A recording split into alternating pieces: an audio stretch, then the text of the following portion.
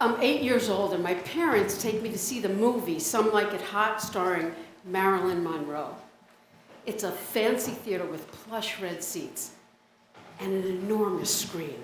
We're in the very front row, high in the balcony, way over the orchestra. A thick, shiny brass railing protects us from falling onto the people below. Marilyn is singing, "I'm through with love, I'll never fall again," through her pouted lips. And as she enunciates her words, I can see her breasts through her sheer, tightly fitting gown. I'm standing up, gripping the bar, leaning all the way over, as far as I can, trying to climb into the movie, trying to immerse myself in Marilyn Monroe's breasts. I hear my mother whispering, calling to my father, "Psst, Sid, Sid, what's going on with Judy?" Well, I'm attracted to girls ever since I can remember, and I feel strange. I'm not at home in my girl's body. I'm 10 years old, and I stand naked in front of the mirror, looking at the me in the mirror and wondering why the me looking back at me isn't the me I feel inside. It's the 1950s. I'm an athlete. I play softball, volleyball, and I even have my own football uniform. Shoulder pads, knee guards, the whole 9 yards. I play with the boys on the street, but I feel different from the other girls. Maybe it's because I'm what they call a tomboy. I excel at sports. I'm not supposed to beat the other boys. Instead, they tell me I'm supposed to pretend to lose. Mostly I wear boys' clothes. I feel really uncomfortable in dresses. When I get together with my best friends Maggie and Debbie, we play the TV show Dennis the Menace. I'm always assigned the role as the father. Sure, my brother, a representative for child actors, gets me to pose in dresses sometimes, but I dread feminine clothes. No one in my whole summer community has ever seen me in a dress, until one day my mother tells me that I must wear a dress to an event in the big auditorium. She makes a big pile of dresses on my bed and tells me that I have to choose one. I cry and I plead, but she insists. I walk into the back of the auditorium wearing like a slightly frilly yellow cotton dress, and everyone turns around to look at me, and they stand up and they start clapping. I'm horrified. I'm 11 years old. I get my period. I come out of the bathroom and pull my pants down to show my mom the blood. In keeping with this strange, Jewish, weird tradition, she gives me a patch on the tuchus and says, "Now you are a woman." I don't want to be a woman. I go up to the attic. I pull out my old football uniform. The thick white laces and padded front squares off my hips. And as I strap on the shoulder pads and don my lucky number 11 t-shirt, my shoulders are Atlas.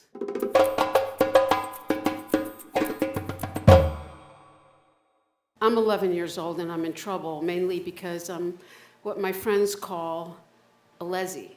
At least, well, that's what I think I am. I've been in love with Judy from summer camp ever since I can remember, and I know I'm not supposed to be. I've never seen or met a lessie, but I know it's a word that means I want something nasty and bad and something that should not exist.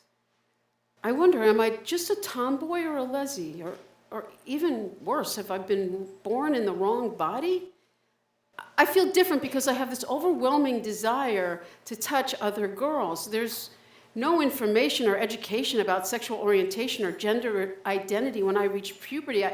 I have no one to talk to. No role models. It's totally confusing. There's no such thing as the internet. I can't just Google it.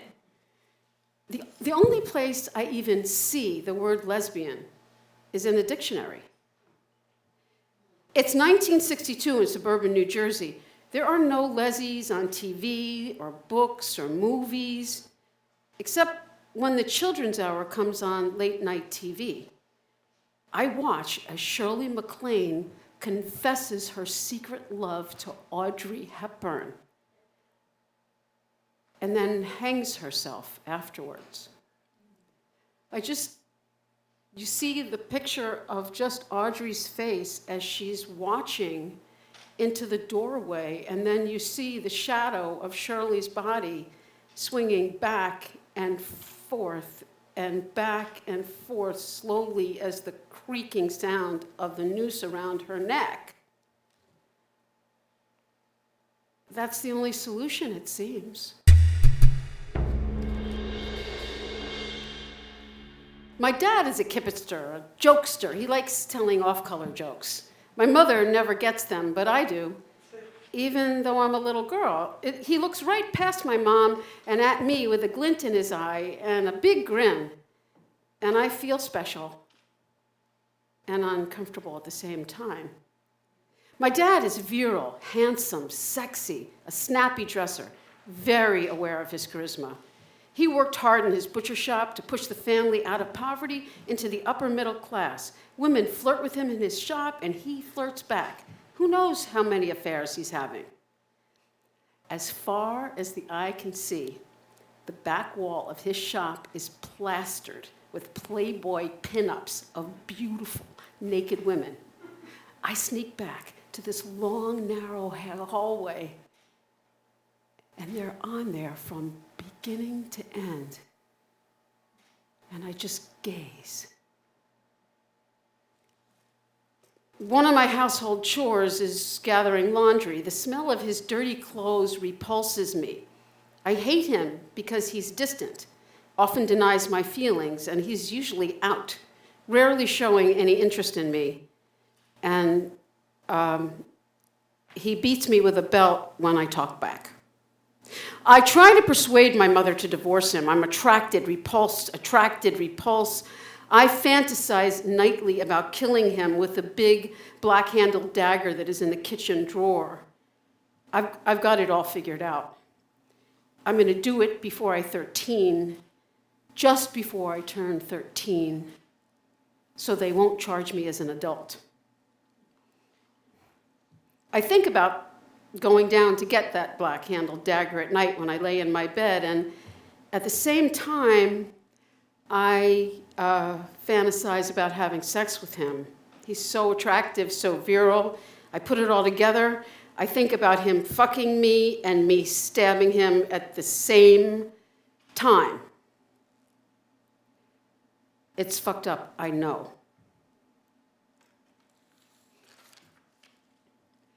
I'm in 8th grade, and I'm told that in high school, I have to change clothes in front of all the other girls in gym class. Every day, I sit at my desk, and I pray before high school I'll die. I try to slit my wrists, only making a very small mark. My prayers and suicide attempt don't work. I don't die. When the dreaded gym class comes, I make a mad dash to a tiny little cubicle where I can change sight unseen.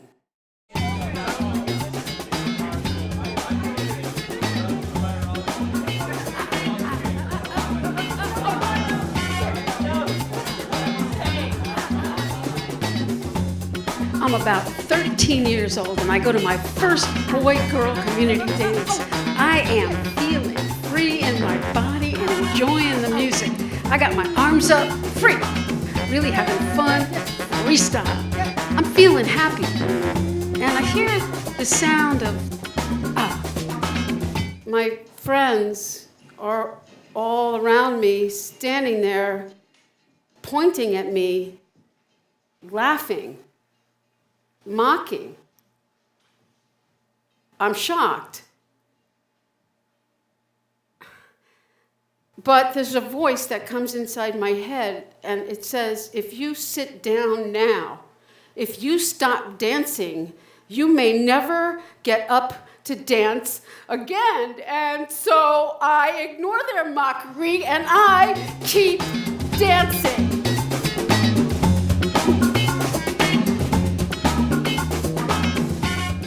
I'm 13 years old. I'm at a sleepover party at my friend Trudy's with a group of friends.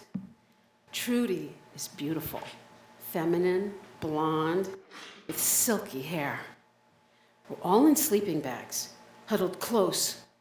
It's dark and it's late. I reach out secretly and I touch her fingers. And to my surprise and delight, I feel the tips of her fingers pressing back against mine. Then I visit her when she's babysitting. While the child sleeps upstairs, we make out on the sofa. I reach up under her bra, and for the first time, I feel the round softness of a girl's breasts. She stops us to go for a drink, and when she returns from the kitchen, I walk slowly towards her. And she stops in the doorway and puts her hands up on a chin-up bar, breasts arched high. I reach my hands down her pants, cupping her butt and massaging her clit through her underwear. Carefully, I watch her reactions. She throws her head back. In ecstasy and orgasms, she falls limp off the chin-up bar into my arms, and I carry her to the couch. The incredible intensity of this erotic experience just blows me away. I visit Trudy a couple days later. Sitting close in her bed together in our underwear, once again, I make her come through her sticky underwear. Her aroma, it's intoxicating. I feel good. I feel good with her, like we're girlfriends. Afterwards, we take a walk around her neighborhood, walking down a big street, and we're close, but not touching. Then, as we go down this busy, really steep hill, she slows down really slow, and I say, why? And she tells me, it's so the boys driving by in the cars can see us. I realized that what just happened between us inside meant nothing to her, that my actions and feelings are inconsequential, that I am nothing. I write about my feelings in poetry. Why do I deserve this fate of hard, dark wall and iron gate? These aren't feelings that anyone I know talks about, and they aren't feelings I would ever admit. I'm 14 years old and I'm in love with Elaine, one of my best friends. I want to throw her a wonderful birthday party. My parents say okay, but after I have everything planned, they change their minds and tell me no. Devastated, I go into the kitchen and I grab the black-handled dagger out of the drawer. I run down to the basement, decorated for Elaine's party, and fall on my knees, sobbing. I try as hard as I can to stab myself in the gut, but I can't do it. Every time I look up at the night sky, I wish upon a star. Starlight, star bright, first star I see tonight. Wish I may, wish I might have this wish I wish tonight. I wish I was no longer a lesbian. But, my best friend Debbie always says, if wishes were horses, beggars would ride. She's right. Try as hard as I might, I can't change.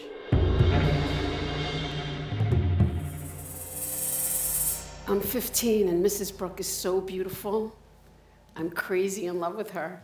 She has fair, delicately freckled skin, blue eyes, a full mouth, and a sweet disposition. And she's a really good high school teacher, too.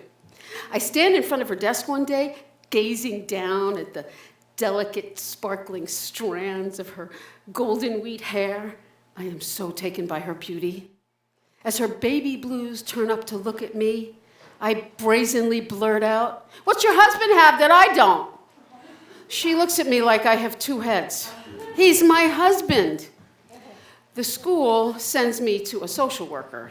She asks me general questions like, how's school going, and do you have any friends? But she's acting kind of stiff, nervous, like she's leading up to something. I can feel she's uncomfortable. What do you want to do to other girls, she asks, like her mouth is holding back vomit. I feel embarrassed, degraded. I hate myself. I don't remember my answer. All I remember is the terrible feeling that everything about me is wrong. At 16, I fall in love with Peter. He's handsome and tough, with knife scars from fights, but he treats me really nice. But even though Peter is sweet, and I am in love with him, I have to be with a girl. I'm sexually assertive and simultaneously suicidal. I can't stand the pain of not having sex with a girl and not being loved.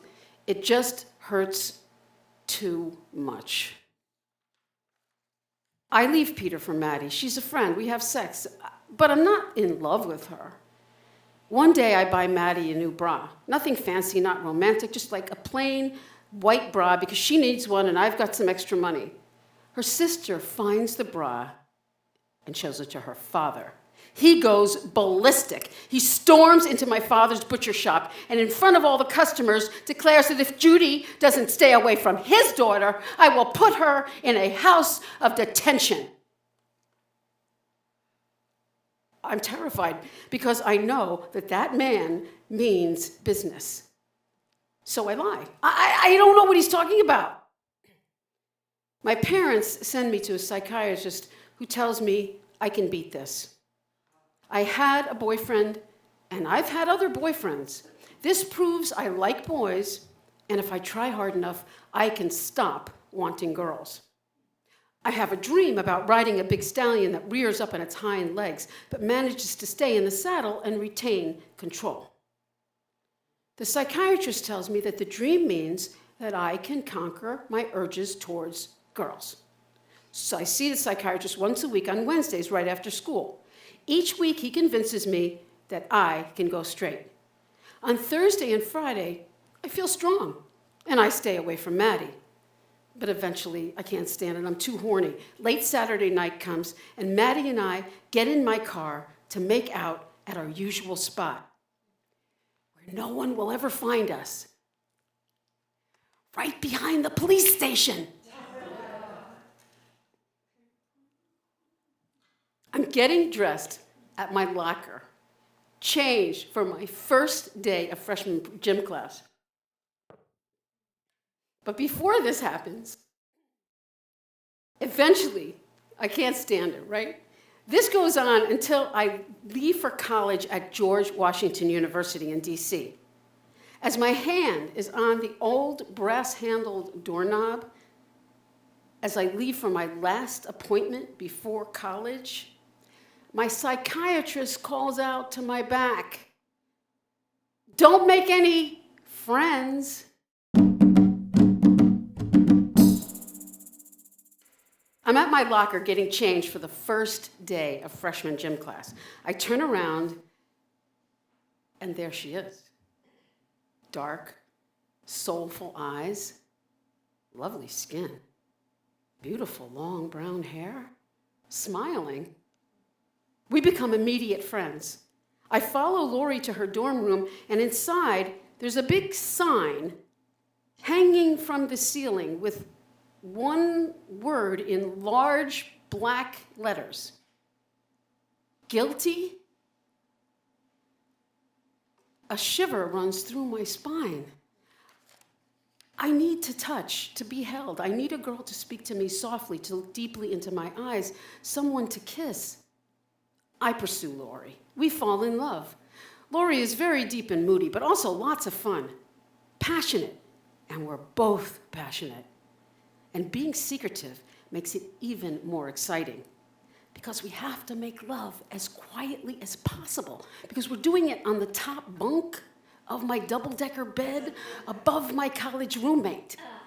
I don't know how I think we can get away with this. Maybe I think it's like being behind the police station, so obvious that no one will ever look. I have lots of other friends in the dorm. Everybody knows me, and as I walk down the hallway, they greet me with a friendly, "Hey." Well, one day I'm walking down the hallway in the dorm, and a girl I know walks towards me and turns her head away. And then another, and another. And then when I get on the elevator, all the other girls get off. Lori says the same things are happening to her. So we do some research. We decide and find out about the progressive Antioch College in Ohio, and it has a tiny sister school in Baltimore, not too far away. We visit small classes, students who have a big say in what's happening at the school, and there are no grades. Yes. So we go to Antioch. On one of the first days of class, we're in a big group therapy session, and there's about 50 students. I'm nervous. The leader stands in the middle of the circle, a tall, commanding black man with a booming voice. What if he calls on me? What am I supposed to say? I know why I'm here, but I can't say that out loud. He turns on his heels and he points right at me. "Why are you here?" Because I'm attracted to girls. I barely get the words out of my mouth. I have my head down because I can't look at anyone. I really want to be totally invisible. I hear a chorus of female voices calling out, matter-of-factly, "Well, I am too. Me too, so am I." I have never heard anything like this before. Out loud,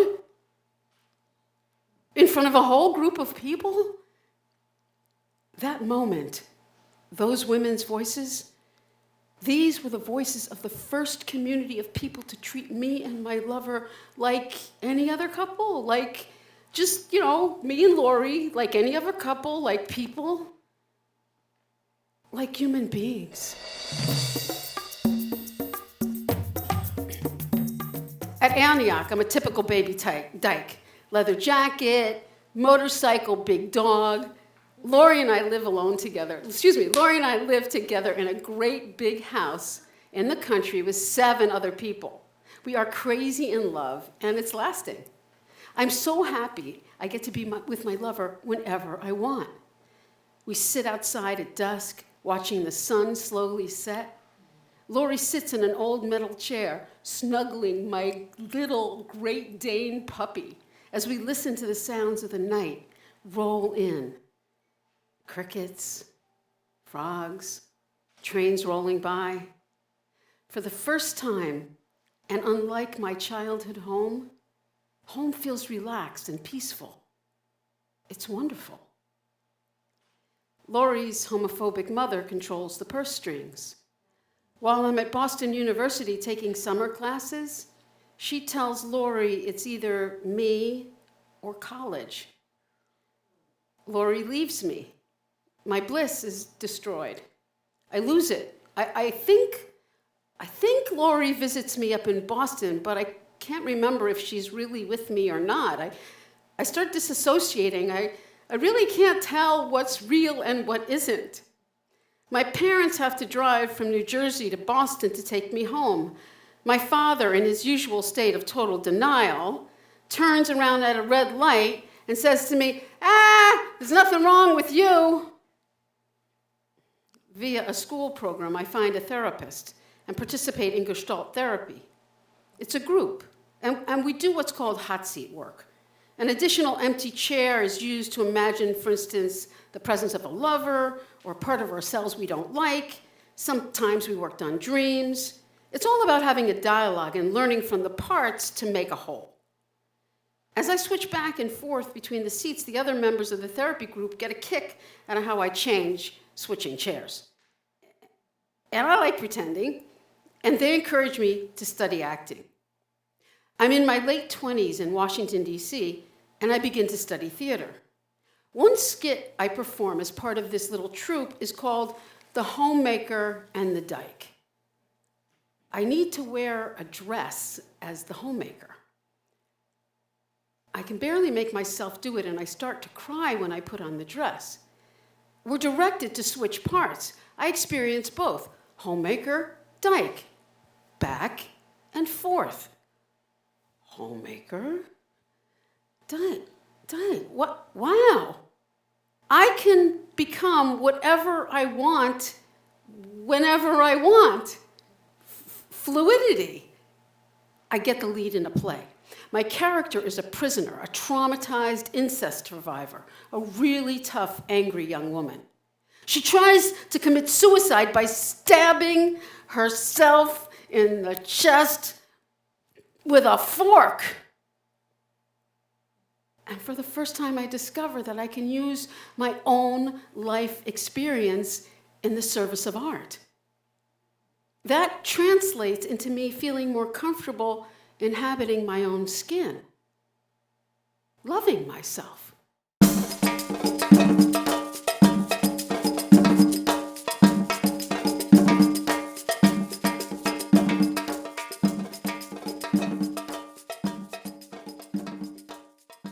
It's 1985 in DC, and I've been with my new lover for 8 years now. She's vibrant, creative, gorgeous, and really difficult. We founded a theater together. I devote my body, mind, and soul, working most of the time to support the theater. And in the process, I discover that I'm an artist, I'm a producer, and that I have something to offer the world. But she's miserable where we are. DC is too provincial. The coffee shops are too provincial. The people are too provincial. It's all government. She's depressed and never gets out of bed. She needs New York City. It's where she always wanted to be. So one day, I pull her out of bed, I pack her bags, and I send her to the Big Apple. She travels back and forth between DC and New York City for a while, but it's not long till she falls in love with a man in New York City, and she breaks up with me. The theater is in jeopardy of closing. I've lost my art, my workplace, my career, my identity, and my lover. One day I go to her apartment and I call up to her window. Her new boyfriend sticks his naked body out the window to see who's there, and the shock of seeing that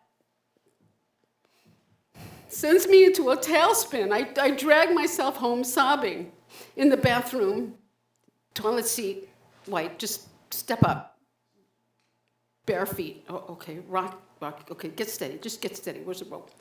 Okay, just do it. There's no reason to stay alive, none. I have lost everything. Fuck her, that bitch. Throw it over the pipe. The pipe has peeling paint. Is it gonna hold? Just do it. Throw it over the... I can't even fucking kill myself. Look at this shit. Jesus. All right, here we go. Fuck her. Fuck that bitch. Fuck everybody. Fuck myself. I hope she finds me dangling here. I hope I look really grotesque. No, beautiful. I hope I look beautiful. She'll be sorry. She'll cry for weeks realizing how much she hurt me. There won't be anybody else for me ever. No, she's so beautiful. No one will ever be as creative. Nothing, no one. My whole career, no love, never again.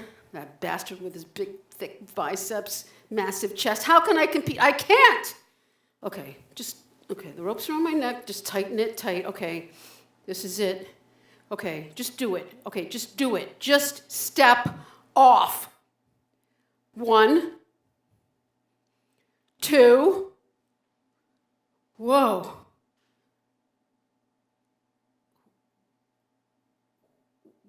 What is that I see? I'm sobbing over a dead body. I'm looking at a little girl, a little 14-year-old girl. I'm looking at, is that my future self? Is that my next life? Is that what's going to happen to me? if I have a girl and she's gonna kill herself at 14? That's worse. That's much worse. Okay. Just get down. Oh shit. It's fucking tight, this motherfucker. Okay.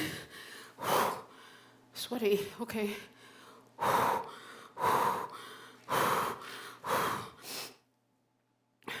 That was a portal.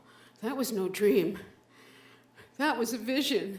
Okay, just climb down. Get off. Get off the toilet. Okay. That was worse.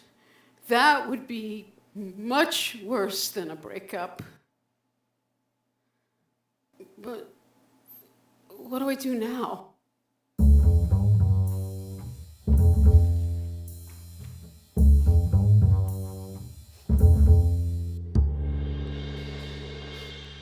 You fucked up. You did everything wrong. It is all your fault. No. She hurt you. She abused you. She didn't appreciate you.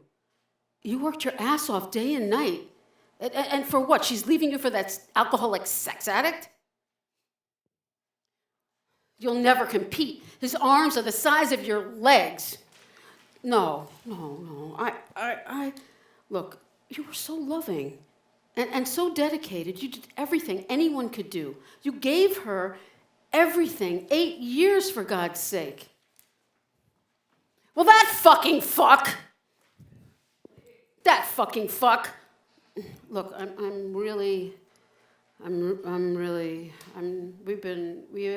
this has been all night.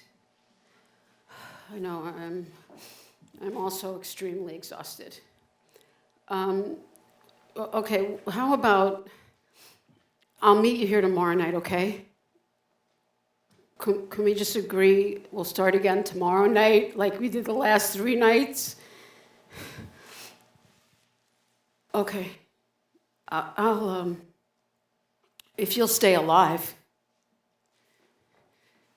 If you'll stay alive.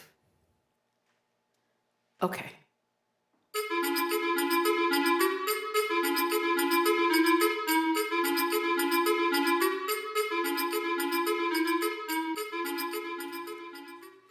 It's the mid-90s, and I attend my even newer partner's graduation for her MSW at Smith in Northampton. We've been together for 8 years now. Miraculous. She's smart and beautiful and compassionate and grounded, and she makes amazingly delicious chocolate pudding. We've worked hard through lots of conflicts and with lots of love, but even more patience on her part. We've grown a beautiful relationship. But even though we've been together for 8 years, her father still won't call our home in New York City because he does not want to hear my voice, my female voice, answer the phone. I've never been invited to a single family gathering. We're at dinner after the graduation ceremony. I'm sitting across from her partner's father, my partner's father, who I have never seen before, and next to my girlfriend's classmate, who none of the rest of us have ever met. Her father looks right through me like I don't exist, talking about how nice their home is in Texas and how lovely it is down there and it's so warm and there's a comfortable spot and an extra bedroom, and he completely ignores me and proceeds to invite the stranger sitting next to me to come visit them in Texas. I'm in shock. I sit there reminding myself over and over, it's her special day, it's her special day, it's her special day. And I remain poised and calm, trying to love and accept myself. I think about my younger self. She could never have imagined feeling as blessed and fulfilled as I did when I lay next to my sweet partner the night before, snuggling in our little loft bed that we called the nest, comfortably enveloped in her loving arms. I take a breath, and I loosen my hold on the steak knife I didn't realize I had been gripping so hard.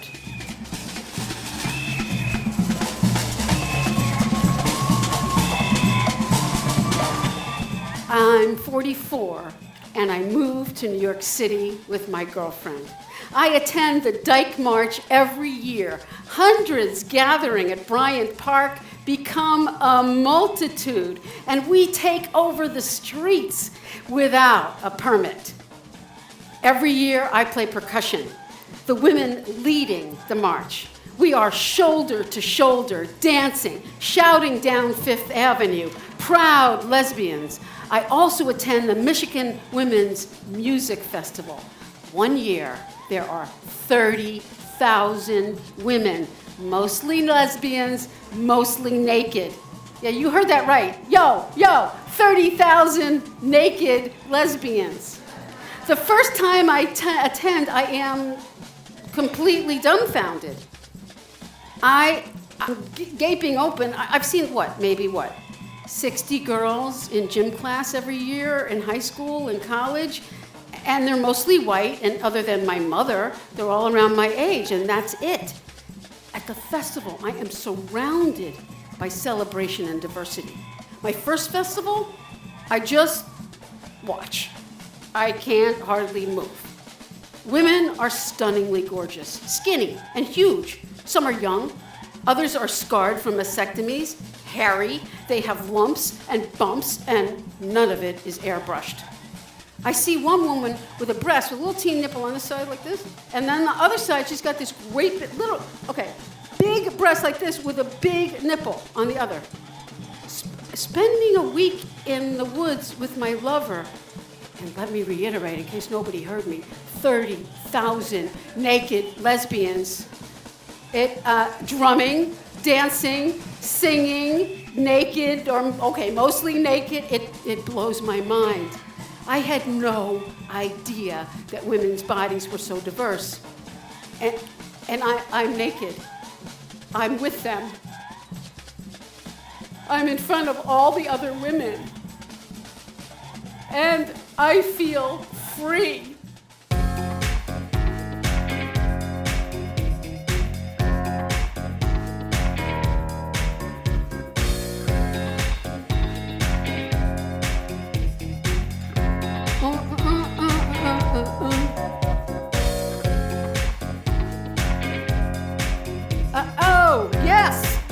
It's 1999, and on my way to an annual celebration I look forward to all year long, a party, especially for Orthodox Jewish women who are attracted to other women. Sponsored by the Ortho Dykes, and playfully named Shadel Stock. You know, the Shadel, the wig that married women wear, like Woodstock, Shadel Stock. They wear it to cover up their hair.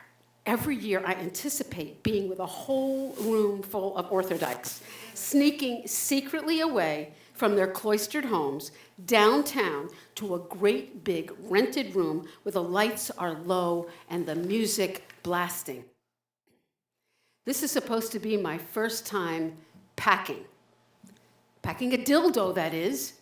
Tonight, I'm feeling good in my male body, and convincing, too, in my genuine Air Force flight suit with a neck-to-crotch zipper pulled down to show off my naked, hairy chest. Plus, I have my scruffy little mustache, all created by gluing on my just-trimmed pubic hairs. Totally realistic. I'm feeling good when I get on the subway. The train door closes, I sit. I glance down at my body and, oh shit, I forgot my dildo. Oh, Jesus, I can't believe, how could I forget this? What a stupid idiot. I can't believe this. I don't have enough time to go back. Should I get off? Should I go back down if I have to go up and down the steps? Okay, no, just go. You're gonna be late. It's more important to be on time.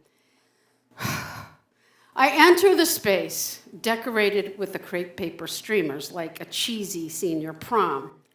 I spot a cute younger woman dressed like all the others in a dark mid-calf skirt and a blouse modestly covering her elbows. I ask her to dance. She nods shyly and follows me to the very edge of the dance floor, barely moving to the music. "I've never danced with anyone in public before," she whispers.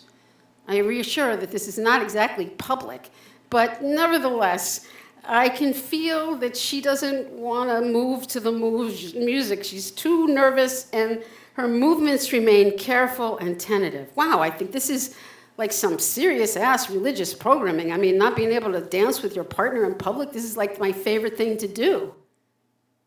Every time I approach, each woman says yes, so I know they want to dance, and with me.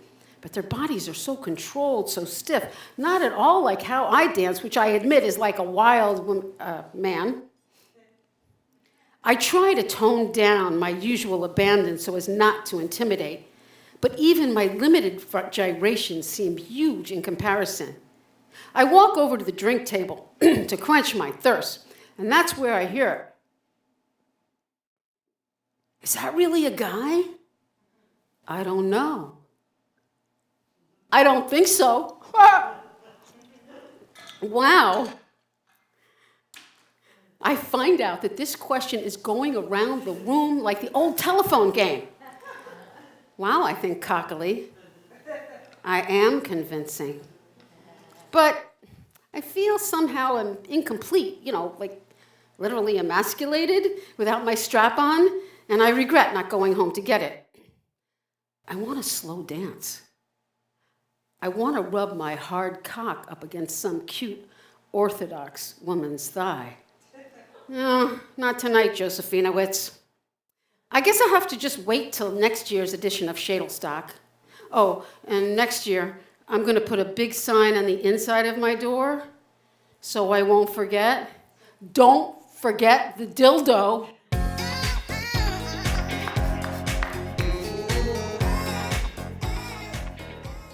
I often wonder who I would be, like what my sexuality, my gender orientation would be like had I not been my father's daughter. The Me Too movement has made it apparent how many of us have been abused or sexualized, sometimes for generations. And it makes us wonder about our pure sexual nature. What would it have been like had we not had these experiences, especially at a young age? So many of us are questioning, wondering, parsing out what is authentic in ourselves and what is created by circumstance. It's scary to confront these issues because we don't really know who we are. We blame others, we blame ourselves, we feel guilty and angry and label our feelings as sick or distorted. I wonder how much of my masculine self was created by this dynamic with my father and how much is innate. I always thought that being raped was the worst thing that could possibly happen to me, that I'd never survive it. I think back to a beautiful moonlit August evening at the Michigan Women's Music Festival. I stroll half-clothed with my lover in the misty rain, walking barefoot through a forest. It's the dark of night, and we walk hand in hand through fragrant trees with the sounds of women drumming in the distance. I realize I feel totally and completely safe, and that I have never felt this feeling before. But when I go back to DC, I'm stalked by a man who lives in my building. He leaves me notes telling me he loves me and wants to kill me. He breaks into my car, slashes my tires, incessantly calls my workplace. He even pretends to be a customer. I can't leave my apartment. I'm terrified he might be right outside the door. The cops do nothing. Do I have to wait till he attacks me before you can do something? Yes, they say. Men expose themselves to me, harass me on the street. I fight back. I'd rather die than kowtow. I grab bottles and break them, and I throw them against windows of leering, screaming men. I carry a gravity knife, and I whip it out at a moment's notice. I jump on top of cars pretending to be insane. One night, I'm standing on a busy corner after meetings and rehearsals, waiting for a cab. I've got my favorite briefcase and bags filled with several changes of fancy clothes, jewelry, and all my keys. It seems like every car that passes by is harassing me. Then a group of young men cross the street and surround me, saying things like, "I want to fuck you in the ass, bitch," and "I'm going to eat your pussy." I have had it. I drop everything, I stand my ground, I raise my fists, and I look at the last offender, who is very tall. Before I know it, he punches me in the face really hard, and then all of a sudden they grab my shit and they go running off into the streets, and I run after them, and I'm running and running, but they're fast and they're kids, and they run like rats down a sewer. But one day, I trap an exhibitionist with his pants down with my car against a wall. The grill is pressing against his knees, and my foot is on the gas pedal. I calmly roll down the window. "Hey, I have 2,000 pounds of pressure under my foot here. Should I press harder?" I press harder.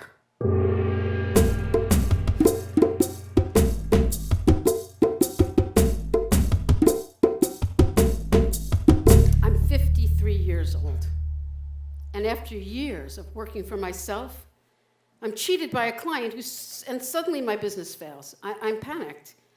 I send out 1,000 resumes to carefully targeted jobs all over the country. I get a total of 2 interviews. No one will hire me, a woman of a certain age, who's overqualified, and then you're underqualified, and then you've worked for yourself and you won't work with a team, and blah, blah, blah. I'm without work. I can't pay my rent and deeply in debt. A friend suggests massage, sensual massage. I'm a lesbian, I can't do that. But as the weeks roll by with no one hiring and literally only $1 in my pocket, I reconsider. Well, I'm older. I can handle myself better around men now, and because I'm 53, they're not harassing me on the street anymore. My friend helps me with the process of vetting to make sure I don't get hurt. I'm strong, really good with my hands, experienced, and I'm told, a beautiful lover. I decide that if I'm going to do this, if I'm going to offer sensual massage, then I'm going to give it my all.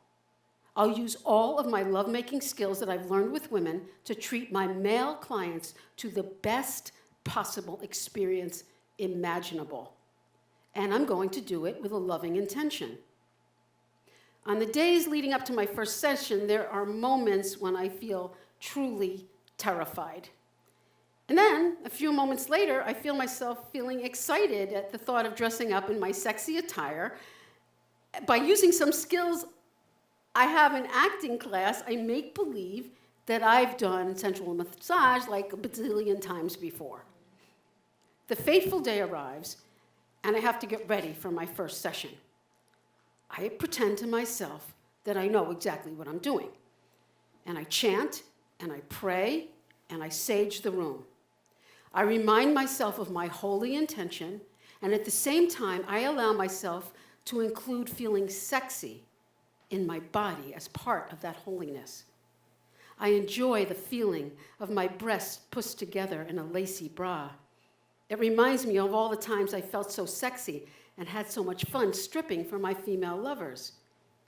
When my client arrives, I smile genuinely, and lo and behold, I managed to convince not only him, but me, that I know exactly what I'm doing. I'm emanating a loving, healing intention. I'm totally focused, and I see my client drinking it in.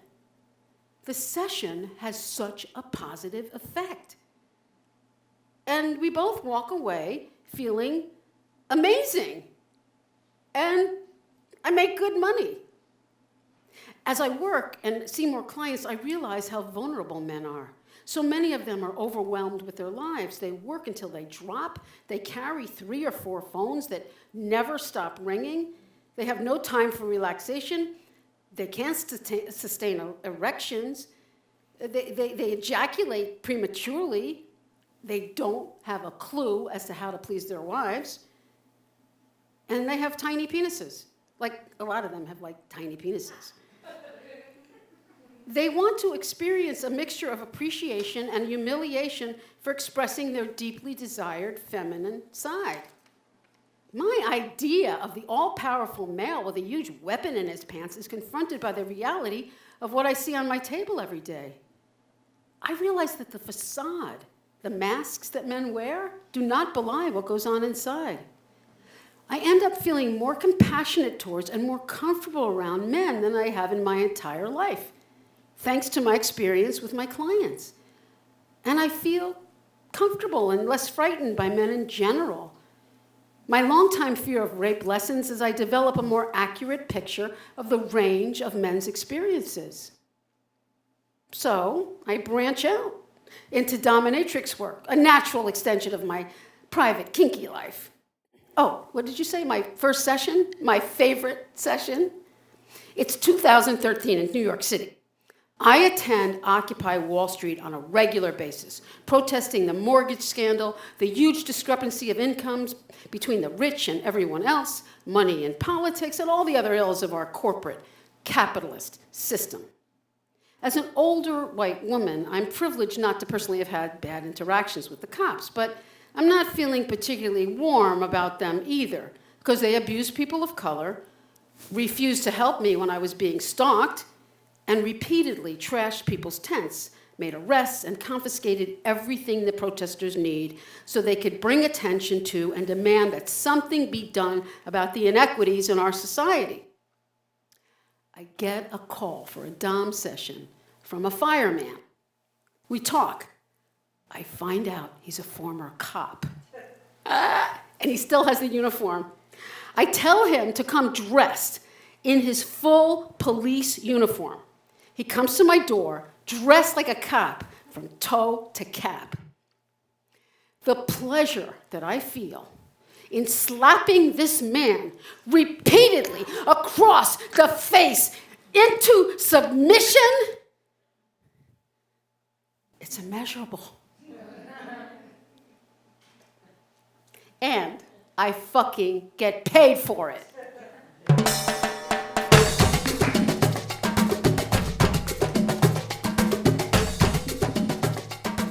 Nowadays, I feel like a little old lady of yesteryear, witnessing her first Model T Ford.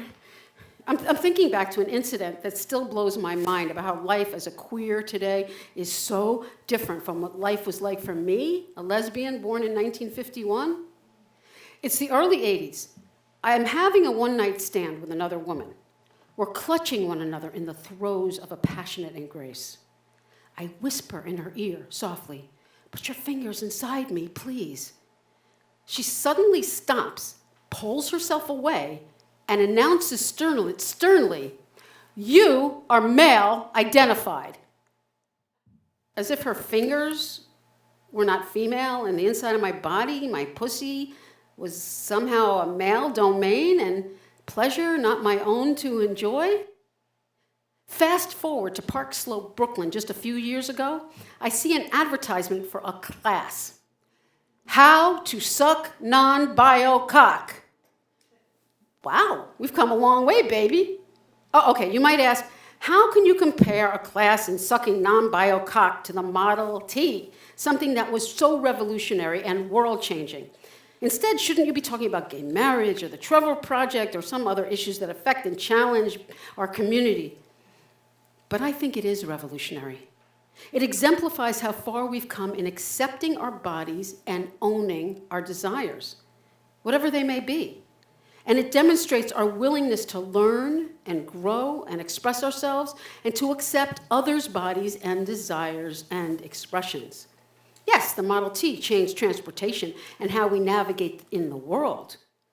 But after all, what have we got to be proud of? What does it mean to be incarnated into flesh if we don't love and enjoy the temple of our own body? The body, the one thing we always have as we move through time and space. However we choose to transform it or express ourselves through it. the endless majesty of our creativity and imagination. Growing up, I felt so confused.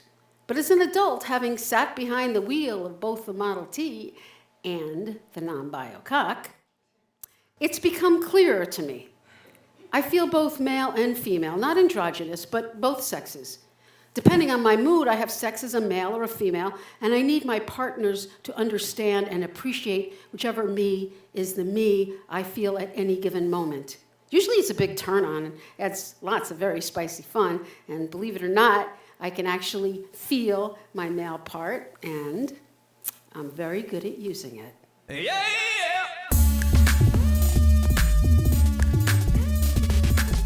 Recently, I did a photo shoot where I was dressed in drag. I was feeling fabulous and, most importantly, feeling myself. After the photo shoot, all done up as my male self, I really did not want to change back. I felt so over-the-top sexy. I want to go out and mingle, but it's Thursday night in Kingston, New York, so where can I go? Nowhere. So I just keep taking selfies. I'm handsome and kind of cute. With the accepting encouragement of my lovers, I enjoy and love my female and feminine self and my male and masculine self more and more and more. I strip from my partners as a woman, I strip from my partner as a man, and either way, simply put, yo, I'm hot. I mean, if you've got it, flaunt it, right? It's just not about just being sexy, but it's also feeling right in my body, about actually being in my body. Truth is, I feel sexy either way, and I'm learning to love my feminine self, the self I rejected for so long. One thing I learned from the 60s is that the personal is political, and that limiting any one of us affects all of us, limits all of us. So you might be wondering, am I a lesbian? Am I bisexual? Am I transgender? Gosh, you know what? I'm 68 years old now, and I don't know what to call myself. The fact is, I'm learning about myself every day, including right now. Maybe I don't need a label. For me, doing drag is transformation. It's fun. It's expressing one of the many aspects of my authentic self. Today, I'm feeling gender fluid, enjoying my male self, enjoying my female self. Maybe being a man or a woman is not about limitations or labels, about limiting what is acceptable or fitting into whatever somebody else wants, but more about exploring, discovering, and expressing oneself completely. Maybe it's about loving who we are in any given moment, about being in the moment, in the truth of that moment. Maybe it's all the way you look at it, at yourself, feeling good in your body, no matter what your body is, and being who you are. The horizon is open and wide.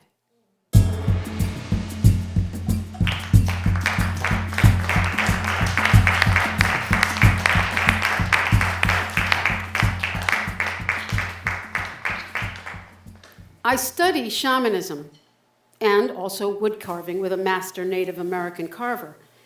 I create a mask from a dream representing my higher self. And then I inhabit that mask. I start journeying, and when I do, I experience my spiritual body shifting.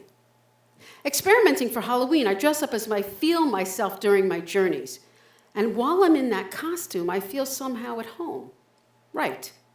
The more I journey and experiment, the more I realize the fluid nature of my spiritual body, and my physical body too, where I feel both male and female.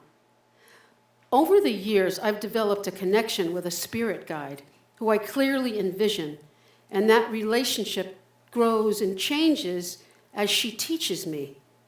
She communicates with the birds. I always see her up and to my right in the ether, standing proud in the middle of a drum circle, surrounded by a group of seated male dancers. She wears a simple white hand-woven cloth dress and a red circular belt that's tied loosely around her waist. She moves slowly to the music in a circular fashion with arms high and hands open I see her flowing black hair. Way above in her sky, there's always a flock of birds. I thought at first that she was controlling them, but it's more like she's communicating with them, sensing the birds with her palms, and part of her spirit goes out through her palms, and then she receives the flight of the birds. When I'm dancing and praying and chanting and playing my shakers and drum circles, I allow the rhythms to enter my body. And at a certain point, when the music gets very intense and I'm dancing so hard and I almost drop to the ground in complete exhaustion, often at that moment, something inside me shifts and everything goes quiet and I feel my body changing into a bird. I feel my shoulders and arms transform into strong, dark, feathered wings with light tips. I always feel the same self as the bird. I'm always in the same place.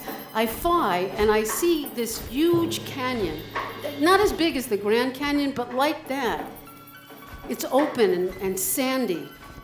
I fly freely in the open sky and I swoop in curved, carved out edges of the canyon and I soar over a large green meadow at the base of the canyon. It's very beautiful and serene and quiet. Maybe I'm one of the birds that my spirit guide communicates with, but I always travel alone. When I dance and chant, I guess that's what is called speaking in tongues. I know you all probably have like a lot of opinions about people who speak in tongues, but all I know is that I've developed a chant that feels like I'm speaking a language that exists or existed, and that I'm discovering it as I chant. I have no idea if what I chant are nonsense syllables. I have no idea if what I see and experience is real or not. I know that probably nobody besides a master would know, but for some reason, I sing this song.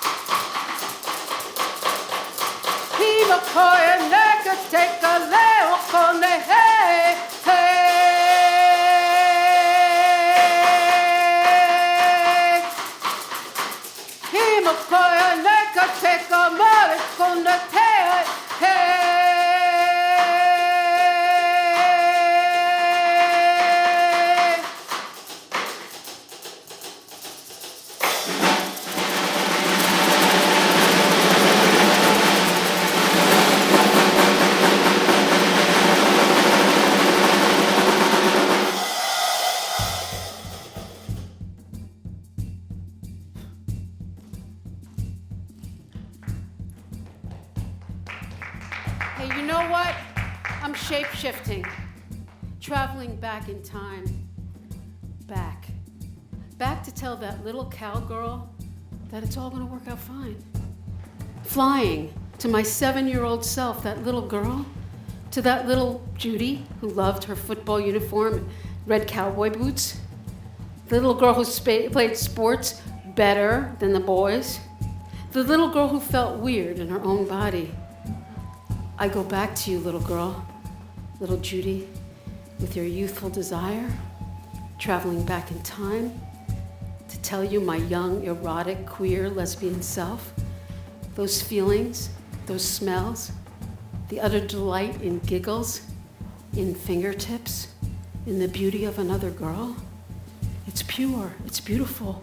Don't be ashamed. Time traveling, shape-shifting back to my teenage self, the girl alone with no one to talk to, no one to confide in, who wished upon a star night after night after night, starlight, star bright for star night. Wish I might have this wish I wish tonight. Wish I was no longer a lesbian. I go back to you and I have this wish for you. I hold you. Come. Right now, let's look up at the sky together and make a new wish. And I promise you, it comes through. You will be loved over and over again. Brilliant, wonderful, funny, delightful, sexy, beautiful. Women will love you like crazy. I travel back to my 13-year-old self dancing as you were surrounded by kids laughing, mocking. You heard my voice. It was me telling you that if you don't keep dancing, you might never get up to dance again, encouraging you to be your wild, crazy self. I'm so proud of you. I honor your deep inner listening and your strength. I travel back to you, my 14-year-old self, as you kneel in the basement with that black-handled dagger in your hands. I cup you in my heart, and I whisper in your ear, soon you will celebrate your secret love. I go back, I tell you, thousands will cheer as you march through the streets, shoulder to shoulder with your sisters, making music, shaking your booty. You will be proud of who you are. I gather you in my eagle wings, show you beyond a shadow of a doubt, time traveling, swooping over a fairyland, the forest with 30,000 other women, mostly lesbian, mostly naked. Do you see yourself?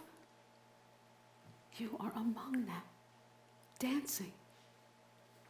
I travel to you, my 17-year-old self, reassuring you that threats of detention centers as punishment for desire won't happen. I hold you, comfort you in that terror.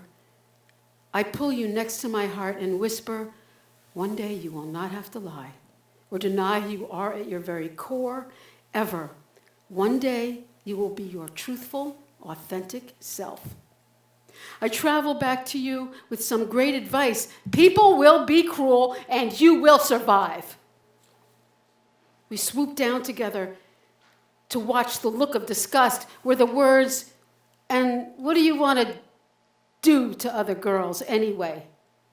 It never happens. I lift that social worker up with my talons. We fly into the current era of feminism and sex positivity and encourage you to pursue your truth. I tell you, love is love.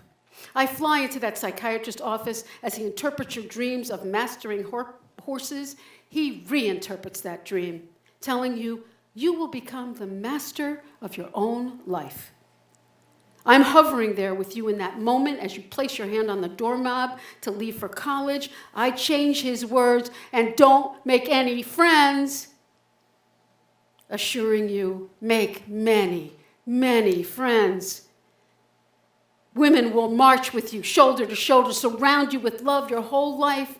You will feel his blessing wash over you like a wave of love, a golden light of support as you open the door to a new life.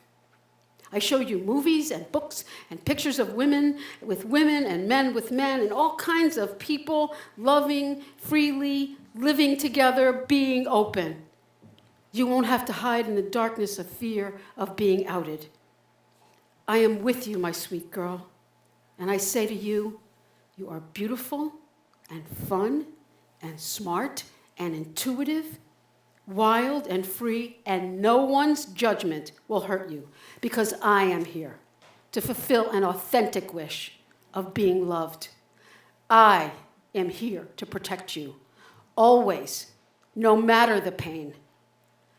I will protect you.